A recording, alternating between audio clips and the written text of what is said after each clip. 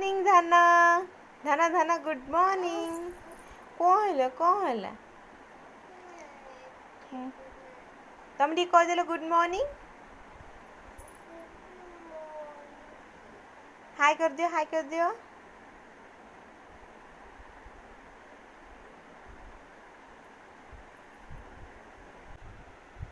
Good morning friends Chinnu Odia village blog को आपण मानू मोर स्वागत।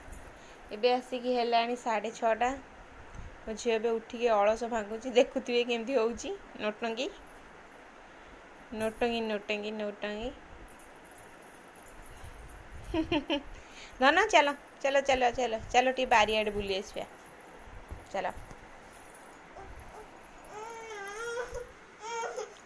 ओलो मुनाकू नहीं जाऊँ बारी आड़े बुलेबी बुले टे भल लगे चली पार न कहीं लो गुड़ बिंदुची हो ये देखो ब्रश कर नहीं आसली ये निजे निजे के पानी हो ठीक अच्छे मुझे जाऊँ ब्रश कर पानी फोपाड़ देवी एमती कोतरा करदेला पानी फोपाड़ दे ब्रश करी कथा टे बुझीदे आपण सहित पुणी देखा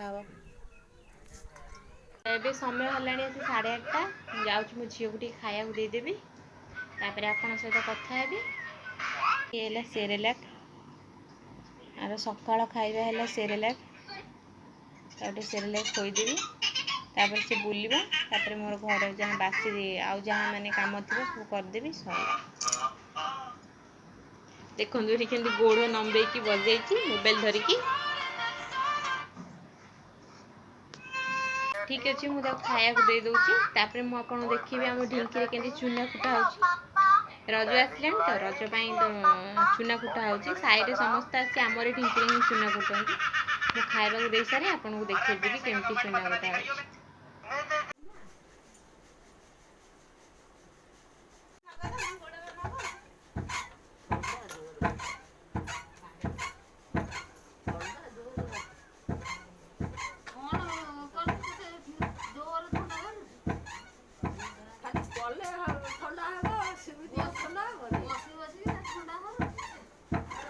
देखुए फ्रेंड्स ये चूना कुटा हो खटी कप कराऊँ ये गोटे खुशी आउ ढिंकी चूना कुटा है ना एत माने प्लेन आसो आप विश्वास करें अटा जमी माने प्लेन है पूरा सेमती ही प्लेन हो जाए आउ ढिंकी कुटा कल कुटा चूना भितर बहुत फरक आर टेस्ट हूँ गोटे अलग आ कल कुटार कलर जो चूना कुटा होके आसे सी भी टेस्ट हो जाए खाया पीवा सरीगला गैस 2:30 होगला 2:30 होगला खाया पीवा पूरा सर समस्त खाई सारे आए पिठा आमर बन रज आउ 2 दिन अच्छी मझे तो आमर आज पिठा बन आरिसा काकरा आम तो आगुरी भी थे आरिसा काकरा बनते आप देखिथे आज भी आरिसा काकरा बन आईटा मो झीर सेरेलैक खोलुची देखिए सेरेलैक सेरेलैक 18टा से सेरेग्रो खाऊँ आज सेरेग्रो मिलानी तो सेरेलैक नहीं आसली ताको ये 2 वर्ष माने 2 वर्ष पूरी से खाऊे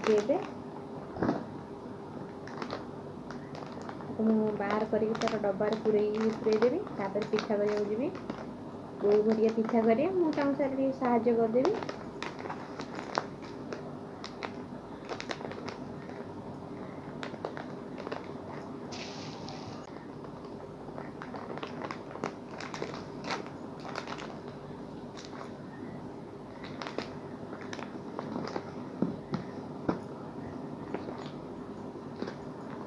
डब्बार पूरे रखिदेवी मुझे सब सका केवल सेरेलैक दिए खायापी ना सेरेग्रो दिए खाया कारण से राति प्राय बहुत समय किसी खाएनि तो सकालू सकालू जदि प्लेन छतुआ देवी से खायापी मैंने पसंद कर सेरेलैक देले से तार आराम से खाईदेव डब्बार तो पूरे रखिदेली जाऊँ बोऊ ए पिठा बोऊ की पिठा बनाऊँगी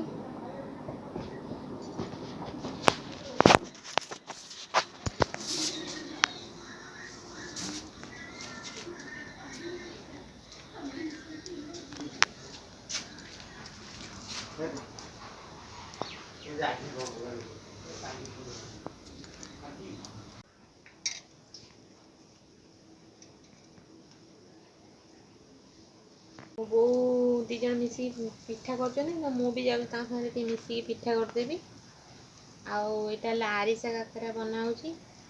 ଆରିସା କାକରାର ତ ପୁରା ମାନେ ଭିଡ଼ିଓଟା ମୁଁ ଆପଣଙ୍କୁ ଥରେ ସେୟାର କରିଥିଲି। ଆଜିକାଲି ସେମିତି ମୁଁ ବନାଉଛି, ଆପଣ ଦେଖନ୍ତୁ। ଯଦି ଆପଣ ଆରିସା କାକରା ଏଇଭଳି ବନେଇବା ପାଇଁ ଚାହୁଁଛନ୍ତି ତାହେଲେ ମୁଁ ନେକ୍ସଟ ଆଗରୁ ଯେଉଁ ଭିଡ଼ିଓଟି ମୁଁ ଅପଲୋଡ଼ କରିଥିଲି ସେଇଟା ଆପଣ ଯାଇକି ଦେଖନ୍ତୁ। ମୋ ବ୍ଲଗ୍ ଚ୍ୟାନେଲକୁ ଯାଇକିରି ସେ ଭିଡ଼ିଓଟି ଆପଣ ଦେଖନ୍ତୁ। ଆଉ ମୋ ବୋଉ ଦୁଇ ଜଣ ଏଠି କରୁଛନ୍ତି, ହଇରାଣ ହେଉଛନ୍ତି, ତ ମୁଁ ବି ଏଠି ଟିକେ ବସିକି କରିଦେଉଛି। ଦେଖନ୍ତୁ ଏଇଟା ଟିକେ ଏବେ ବହୁତ ନରମ ଅଛି, କାରଣ ଏବେ ଗରମ ଗରମ ହେଇଛି ତ ନରମ ଅଛି। ଯେତେବେଳେ ପବନ ବାଜିକି ଶୁଖିଯିବ ତ ଠିକ୍ ହେଇଯିବ।